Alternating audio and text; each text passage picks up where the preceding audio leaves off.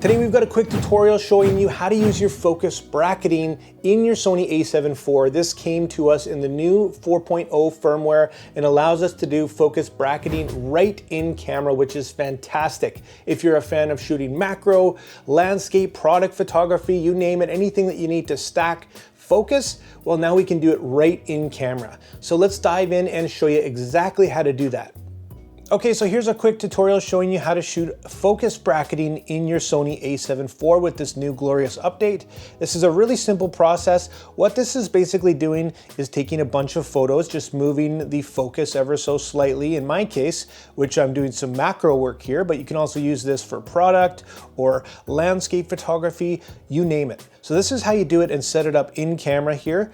What you want to do is make your way over to our bracketing focus in our drive mode, and then from there we can choose some options.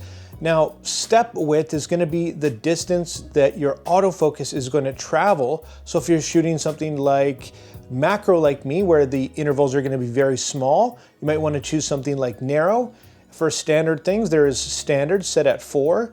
And then if you want to go up all the way to 10, which is wide. So this is basically going to be the overlap. So if you want to nail every single detail, you're going to want to go down to the narrow side of things.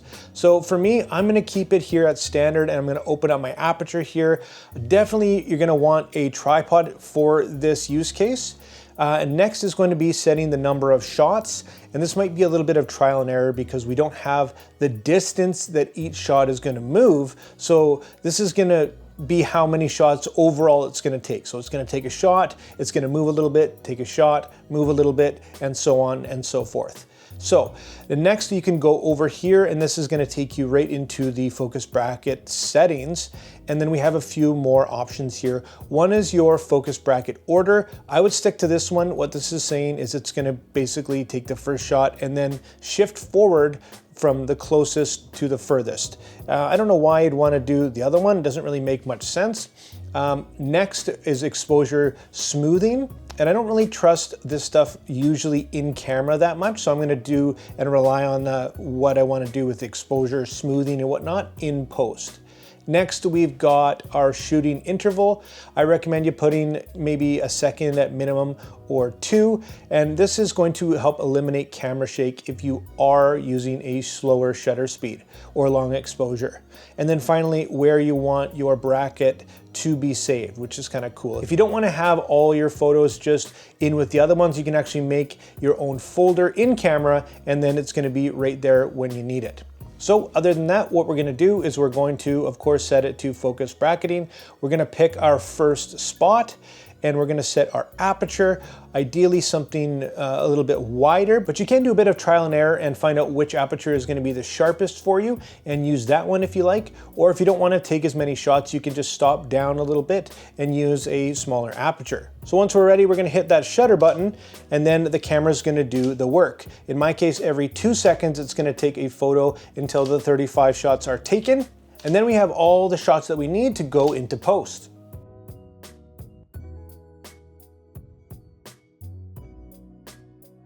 Okay, so here we have our 35 shots. I've brought them into our editor here. I'm using Luminar Neo, which is basically a do-it-all photo editor that also has the ability to do cool things like focus stacking, HDR, upscaling, all that jazz, as well as your basic editing. Something I'd really recommend for a beginner to intermediate photographer. Even pro level stuff in here is just really easy and convenient, very small learning curve. So what we're gonna do here is take all of our images.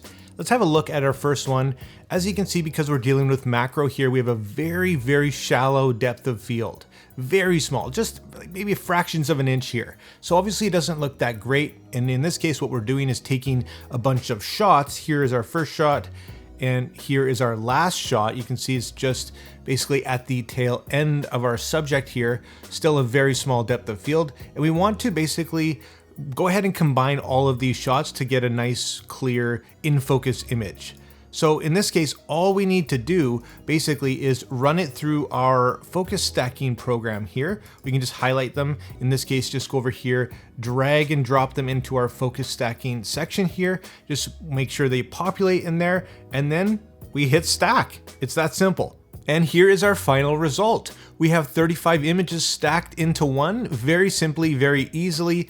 The program's done all the heavy lifting, and if we zoom in, you can see just the incredible detail of all of those images stacked. Something we couldn't have done otherwise. So fantastic to see this in camera and then be able to bring it into a program something like this and throw it together in a couple seconds. It's just fantastic. If you're interested in learning more about Luminar Neo, I do have several videos. I'll link one up here for you to check out.